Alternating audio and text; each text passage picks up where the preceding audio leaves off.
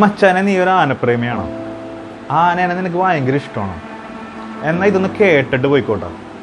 സിമ്പിളായിട്ട് പറഞ്ഞാൽ, നിനക്ക് ആനയോടുള്ള പ്രേമം ആനയ്ക്ക് നിന്നോടില്ല. അത് നീ ആദ്യം മനസ്സിലാക്കണം. നിനക്ക് ആനയോടുള്ളത് ജസ്റ്റ് വൺ സൈഡ് ലവ് ആണ്. ജസ്റ്റ് ഒരു എക്സാമ്പിൾ പറയാം. നീ ആനപ്രേമിയാണല്ലോ. ജസ്റ്റ് ഒരു ദിവസം നീ ഉറങ്ങി എണീറ്റപ്പോൾ നീ ആനയായിട്ട് മാറി എന്നൊന്ന് സങ്കല്പിക്കുക. ജസ്റ്റ് ഇമാജിൻ, നീ ആനയായിട്ട് മാറി. നീ ഇപ്പം ആനയാണ്. നീ നോക്കിയപ്പോൾ ആനക്കൂട്ടം ഉണ്ട് അപ്പുറം ഇപ്പുറം. നീ ആനക്കൂട്ടത്തിൻ്റെ കൂടെ അങ്ങോട്ട് പോണേ. നീ അവരിൽ ഒരാളായി. നീ അവരുടെ കാര്യങ്ങൾ പഠിച്ച്, നീ പരസ്പരം സ്നേഹിക്കാൻ പഠിച്ച് ആനയുടെ കൂടെ. അങ്ങനെ നീ ആനക്കൂട്ടത്തിൽ ഒരാളായി. നീ കലിപ്പില്ലാത്തൊരു കൊമ്പനായിട്ട് നീ അവരുടെ കൂട്ടത്തിൽ പോണേ. ഇണചേരേണ്ട സമയം വന്നു, നീ ഇണചേർന്നു. നിനക്കവിടെ കുട്ടിയാനക്കൂട്ടങ്ങളുണ്ടായി. നീ ഒരു നല്ലൊരു ക്ലാനിൽ അംഗമായി.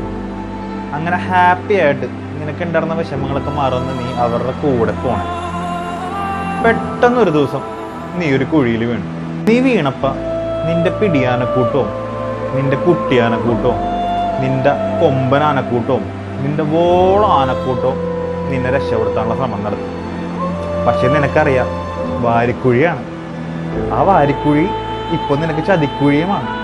നീ മനുഷ്യനായിരുന്നപ്പോൾ നിനക്കത് വാരിക്കുഴി ആയിരുന്നെങ്കിലും ആനയായ നിനക്കിപ്പോൾ അത് ചതിക്കുഴിയാണ്. പക്ഷെ നീ സ്ട്രോങ് ആണ്. പക്ഷെ അതിൽ കാര്യമില്ല. നിനക്ക് അവിടെ നിന്ന് എസ്കേപ്പ് ആകാൻ പറ്റില്ല. നിനക്കത് നല്ലോണം അറിയാം. നിന്റെ ഫ്രസ്ട്രേഷനൊക്കെ നീ അവിടെ ഒരുപാട് തീർത്തെങ്കിലും നീ ലാസ്റ്റ് നീ കാമായി.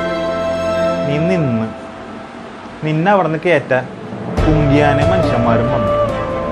വളരെ ബലമുള്ള കയറും ഒരുപാട് എഫോർട്ട് ഉപയോഗിച്ച് അവരെ നിന്നെ അവിടെ നിന്ന് കയറ്റി. വിഷമം കൊണ്ടും ഫ്രസ്ട്രേഷൻ കൊണ്ടും നീ അവിടെ കിടന്ന് ഓരോ പ്രശ്നം കാണിക്കുമ്പോഴും നിന്നെ അവർ പട്ടിണി കിട്ടും. നിന്റെ കാലിൽ അവർ മുറിവുകൾ ഉണ്ടാക്കി. ആ മുറിവുകളിൽ വീണ്ടും വീണ്ടും കുത്തി. നീ അനങ്ങാതിരിക്കാൻ. എന്തിന്? നീ മെരുങ്ങാൻ. പിന്നെ ഒടുക്കത്തെ സൗണ്ടും തീയും തീപ്പന്തങ്ങളും എല്ലാം ഉപയോഗിച്ച് അവർ നിന്നെ പേടിപ്പിച്ചു. ആ പേടി നിന്റെ ഉള്ളിൽ എന്നും ഉണ്ടായി. നീ അടങ്ങി. ഇവരുടെ എല്ലാവരുടെയും മുമ്പിൽ നീ തലകുനിച്ചു.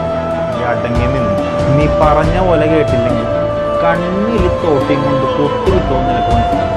അല്ലെങ്കിൽ മരക്കറ ഉപയോഗിച്ച് നിന്റെ കണ്ണ് നീറ്റലെടുപ്പിക്കുമെന്ന് നിനക്ക് മനസ്സിലായി. പണ്ട് തെച്ചിക്കോട്ട് രാമേന്ദ്രൻ്റെ ഒരു കണ്ണ് എങ്ങനെയാണ് പോയതെന്ന് നിനക്ക് ഓർമ്മ വന്നു. അതോടുകൂടി നീ ശാന്തനായി. നീ മെരുങ്ങി. മെരുങ്ങൽ എന്താണെന്ന് ഇപ്പം നിനക്ക് മനസ്സിലായിട്ടുണ്ടാവുമല്ലോ. നീ ഒരു അടിമയെപ്പോലെ അനുസരിക്കാൻ തുടങ്ങി അന്നു മുതൽ നീ സ്നേഹമുള്ളവനാണെന്നും കരുണയുള്ളവനാണെന്നും അവർ പറയാൻ തുടങ്ങി. നീ കാണിക്കുന്ന കരുണ നിന്റെ ഭയം മൂലമാണെന്നും അവരോടുള്ള പേടി കൊണ്ടും പീഡിപ്പിക്കപ്പെടുമെന്നും കൊള്ള ഒറ്റ കാരണം കൊണ്ടാണ് നീ കാണിക്കുന്ന അനുസരണയെന്ന് അവർക്ക് മനസ്സിലായില്ല. ഇത്രയും നാൾ നല്ല തണുപ്പുള്ള കാട്ടുമണ്ണിൽ ജീവിച്ച നീ പെട്ടെന്ന് തിളച്ചു മറിയണ നാട്ടിലെ മണ്ണിലേക്കും റോട്ടിലേക്കും, എന്തിന് ലോറികളിൽ നിന്ന് ലോറികളിലേക്ക് മാറിപ്പോകാൻ തുടങ്ങിയതോടുകൂടി ഈ ചുട്ടുപൊള്ളുന്ന വെയിലത്ത് നിന്റെ കാലുകൾ പൊള്ളാൻ തുടങ്ങി. ഉത്സവപ്പറമ്പിലെ ആനകളുടെ കാല് പൊള്ളിയിരിക്കുന്നത് എങ്ങനെയാണെന്ന് നിനക്ക് ഇപ്പോൾ ഓർമ്മ വന്നു. അതുകൂടാതെ നിനക്ക് വിയർപ്പ് ഗ്രന്ഥികളില്ല. നഖങ്ങൾക്കിടയിലാണ് നിന്റെ വിയർപ്പ് ഗ്രന്ഥികൾ. ചൂടകറ്റാൻ ഒരു വഴിയില്ലാതെ നിനക്ക്. നീ ആവശ്യമില്ലാതെ ചെവി ആട്ടാൻ തുടങ്ങി. നിന്റെ ചെവി ആട്ടം കണ്ട് നിന്റെ ആനപ്രേമികൾ നിനക്ക് ചുറ്റും കൂടി നിന്റെ ഫോട്ടോ എടുത്തു. പക്ഷെ ഒരാളും നിന്റെ ചൂട് മാറ്റാൻ ശ്രമിച്ചില്ല. നിന്നെ കാണാൻ, നിന്റെ അവസ്ഥ മനസ്സിലാക്കാൻ ഒരാളും ഉണ്ടായില്ല. അങ്ങനെ ഉത്സവപ്പറമ്പിലും ചുറ്റും കൂടുന്ന ആളുകൾക്ക് മുമ്പിലും ചെവിയാട്ടി ഒരു കോമാളിയെ പോലെ നീ നിന്നു. കാട്ടിൽ കൂട്ടമായി നടന്നു 100-ലും 120-ൽ പരം സസ്യങ്ങളും ഫലങ്ങളും, എന്തിന് പല പല ഇലകളും ഭക്ഷിച്ചു കൊണ്ടിരുന്ന നിനക്ക് ഇപ്പോൾ അവർ തിന്നാൻ തരുന്നത് ജസ്റ്റ് തെങ്ങോല പനമ്പട്ട. വേറെ നിവൃത്തിയില്ലാതെ നീ അത് കഴിക്കാൻ തുടങ്ങി. നാര് കൂടിയ ഭക്ഷണം ആവശ്യമില്ലാതെ കഴിച്ച് നിന്റെ ആമാശയത്തിൽ ആവശ്യമില്ലാത്ത അസുഖങ്ങൾ വരാൻ തുടങ്ങി. അങ്ങനെ ഈ ഭക്ഷണം കഴിച്ച് നീ ജീവിക്കാൻ തുടങ്ങി. നീ എരണ്ടക്കെട്ടോട് കൂടിയ ഒരു രോഗിയായ ആനയായി മാറി. ഡെയിലി 200 ലിറ്റർ വെള്ളം കാട്ടിൽ വെച്ച് നിന്റെ ആനക്കൂട്ടത്തിൻ്റെ കൂടെ സന്തോഷകരമായ ഒരു പണിയും എടുക്കാതെ കുടിച്ചുകൊണ്ടിരുന്ന നിനക്ക് ഇപ്പം അതേ വെള്ളം റോട്ടിലും ഉത്സവപ്പറമ്പിലും ലോറിയിലും അതികഠിനമായ ഫ്രസ്ട്രേഷൻ അനുഭവിച്ചുകൊണ്ടും മാനസിക വിഷമം അനുഭവിച്ചുകൊണ്ടും കുടിക്കേണ്ട അവസ്ഥ.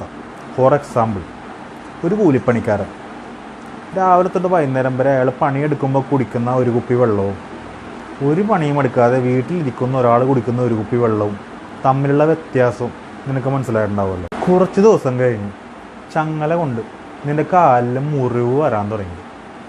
ആ മുറിവ് ഉണങ്ങാൻ അവർ സമ്മതിച്ചില്ല. നീ കുറച്ച് കലിപ്പനായത് കൊണ്ട് തന്നെ നിന്നെ അടക്കി നിർത്താനും അനുസരിപ്പിക്കാനും ആ മുറിവ് എന്നും നിൻ്റെ കാലിൽ വേണമെന്ന് നിൻ്റെ പാപ്പാന് മനസ്സിലായി. അങ്ങനെ ഒരു തീരാ മുറിവായി ആ മുറിവെന്നും നിൻ്റെ കാലിലുണ്ടായിരുന്നു. ഇണചേരാനുള്ള സമയം അടുത്ത് മദപ്പാട് വന്നു. നിനക്ക് മദജലം പൊട്ടി ഒഴുകാൻ തുടങ്ങി. ടെസ്റ്റോസ്റ്ററോൺ ലെവൽ ക്രമാതീതമായി വർദ്ധിച്ച് നിനക്ക് ഇണചേർന്നേ പറ്റൂ.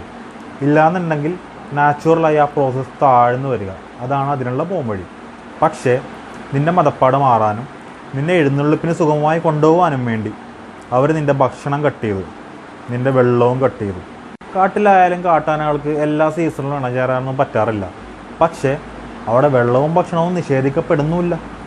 ഇപ്പോൾ നിനക്ക് കിട്ടുള്ള അവസ്ഥയെന്ന് വെച്ചാൽ ഭക്ഷണവും വെള്ളവും നിനക്ക് കട്ട്, നാച്ചുറലായിട്ട് കുറയേണ്ട അവസ്ഥ നിനക്ക് ആർട്ടിഫിഷ്യലായിട്ട് കുറയ്ക്കേണ്ട ഗതികേട്, അതിൻ്റേതായ മാനസിക പിരിമുറുക്കം വേറെ. അതായത് വാട്ടൽ എന്നുള്ള പ്രോസസ്സിലൂടെ ആനകളുടെ മദപ്പാട് കുറച്ചിരിക്കുന്ന രീതിയാണ് ഈ വെള്ളവും ഭക്ഷണവും കട്ട് ചെയ്തിട്ടുള്ള രീതി. നീയും ഒരു സൈക്കോയായി മാറുകയാണെന്ന് എനിക്ക് മനസ്സിലായി. മനുഷ്യരുടെ ഒപ്പമുള്ള സഹവാസം നിന്നെ ഒരു രോഗിയാക്കി മാറ്റുകയാണെന്ന് എനിക്ക് മനസ്സിലായി.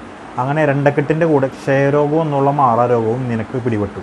അങ്ങനെ നാട്ടാനകൾക്ക് ക്രമാതീതമായി വർദ്ധിച്ചു വരുന്ന ക്ഷയരോഗത്തിൻ്റെ സാഹചര്യം എങ്ങനെയാണെന്ന് നീ മനസ്സിലാക്കി. ഇത്രയും നാൾ നിൻ്റെ പാപ്പാൻ്റെ കൂടെ നീ അനുസരണക്കുട്ടപ്പനായി നിന്നപ്പോഴും നിനക്ക് അയാളോട് ഇപ്പോഴും ഉള്ളത് സ്നേഹവും അനുകമ്പയുമല്ല എന്നും ദേഷ്യവും ഭയവും അടിമയുടെ ഭയവുമാണെന്ന് നീ തിരിച്ചറിഞ്ഞു. മോനെ ഉത്സവം തുടങ്ങി.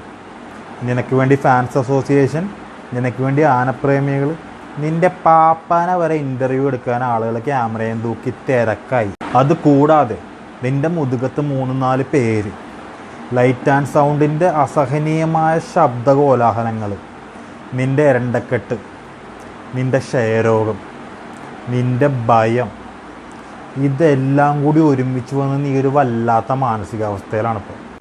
നിൻ്റെ ചങ്ങല ലൂസാണ്. ഈ സമയം നീ മുതലെടുത്ത് നീ 2 അടി മുമ്പിലേക്ക് മാറി നിൻ്റെ പാപ്പാനെ പിടിച്ച് കറക്കി. നീ പാപ്പാൻ്റെ ഒരു കാലിൽ പിടിച്ച് ചവിട്ടി മറ്റേ കാലിൽ പിടിച്ച് വലിച്ച് കീറി. നീ അയാളെ തൂക്കിയെറിഞ്ഞു. ഒരു ഭ്രാന്തനെ പോലെ നീ ഓടി. കണ്ണി കിട്ടിയതെല്ലാം നീ മറിച്ചിട്ട് കൈ കിട്ടിയവരെല്ലാം നീ ചവിട്ടി. ഇതിൻ്റെ ആനപ്രേമികൾ നിന്നേക്കാൾ മുന്നേ ഓടി. പക്ഷെ നിനക്ക് നിൽക്കേണ്ടി വന്നു. നിന്നെല്ലാവരും കൂടി പൂട്ടി. നിനക്ക് വെടി കിട്ടി. നിൻ്റെ മുതുകത്ത് കിട്ടി മയക്ക് വെടി. അങ്ങനെ നീ ഉറങ്ങി. പിറ്റേ ദിവസം നീ കണ്ണ് തുറന്നു. കണ്ണ് തുറന്നത് നിന്നെ ആദ്യം മെരിക്കാനായി കൊണ്ടുവന്ന അതേ സ്ഥലത്ത്. അവിടെ വെച്ച് നീ കണ്ണ് തുറന്നു.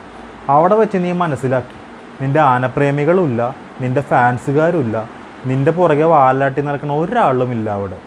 നീ മനസ്സിലാക്കി നെറ്റിപ്പട്ടവും കെട്ടി മുതുകത്ത് ആളെയും കയറ്റി പിണ്ടവും ഇട്ട് പേടിച്ച് വിറച്ച് നിൽക്കണം നിന്നെയാണ് അവർക്ക് ഇഷ്ടമെന്ന് നീ മനസ്സിലാക്കി.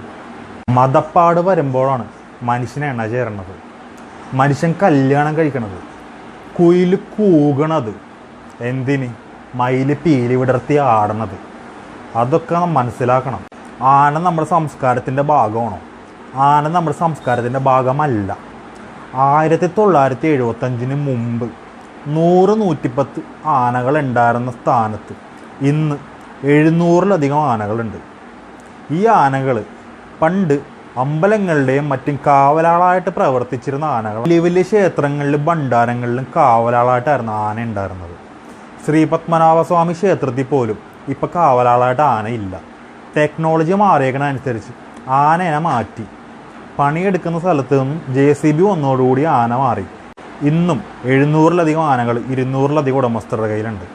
പല പല സാംസ്കാരിക നായകന്മാരുടെ കയ്യിലുണ്ട് ആനകൾ, സിനിമാക്കാരുടെ കയ്യിലുണ്ട്, പല വ്യാവസായിക പ്രമുഖന്മാരുടെ കയ്യിലുമുണ്ട് ആനകൾ. എന്നാൽ ഈ വ്യാവസായിക പ്രമുഖന്മാരും ഈ സാംസ്കാരിക നായകന്മാരൊന്നുമല്ല ആനയുടെ കുത്തുകൊണ്ട് ചാകണത്. സാധാരണ പാപ്പാന്മാരും സാധാരണക്കാരായ ജനങ്ങളുമാണ്. ഇവർക്കറിയാം ആനയുടെ തുമ്പിക്കൈ അകലത്തിൽ ചെന്നാൽ ആന എന്താണെന്ന് ആന അവർക്ക് കാണിച്ചു കൊടുക്കുന്നു. പക്ഷേ സാധാരണക്കാരായ ആളുകളും പാപ്പാന്മാരും നാട്ടുകാരുമാണ് ഈ ആനകളുടെ കലിപ്പിന് മുമ്പിൽ ബലിയാടാകുന്നത്. നിങ്ങൾക്ക് സംശയം ഉണ്ടെങ്കിൽ അത്രയ്ക്ക് ശാന്തനാണെന്ന് പറയുന്ന ആനയുടെ കൈപ്പാടകലം നിങ്ങൾ പോയി നിൽക്കുക, നിങ്ങൾ വിവരം അറിയും. വംശനാശം വന്നുകൊണ്ടിരിക്കുന്ന ആനകളാണ് ഏഷ്യൻ ആനകൾ. ആനത്താരകൾ മനുഷ്യൻ കയ്യേറി. ആനയുടെ ആവാസ വ്യവസ്ഥ നമ്മൾ ചോദ്യം ചെയ്തു. ഇന്ത്യയിൽ ഏറ്റവും കൂടുതൽ ആനകളുള്ളത് കേരളത്തിലാണ്. അതായത് നാട്ടാനകളാക്കി മാറ്റി കാട്ടാനകളെ. കഴിഞ്ഞ 15 വർഷത്തിനിടക്ക് 1000 ആനകളാണ് എരണ്ടക്കെട്ടും പീഡനവും പല പല അസുഖങ്ങൾ മൂലം കേരളത്തിൽ മരിച്ചത്. ഏറ്റവും പ്രധാനപ്പെട്ട കാര്യം, ആന വന്യജീവിയാണ്. നാട്ടാന എന്ന ഒന്നില്ല. എല്ലാ ആനകളും കാട്ടാനകളാണ്. ആനയെ മെരുക്കാനേ പറ്റൂ, ഇണക്കാൻ പറ്റില്ല. ഇതിൻ്റെ ഇടയിൽ കൂടി അവയ്ക്ക് ഇണചേരാൻ പോലും ഒരു അവസരം കൊടുക്കാതെ നിങ്ങൾ ഈ കാണിക്കുന്ന ആനപ്രേമം ഉണ്ടല്ലോ, അത് ആനപ്രേമമല്ല, ആനച്ചതിയാണ്. ആനച്ചതി.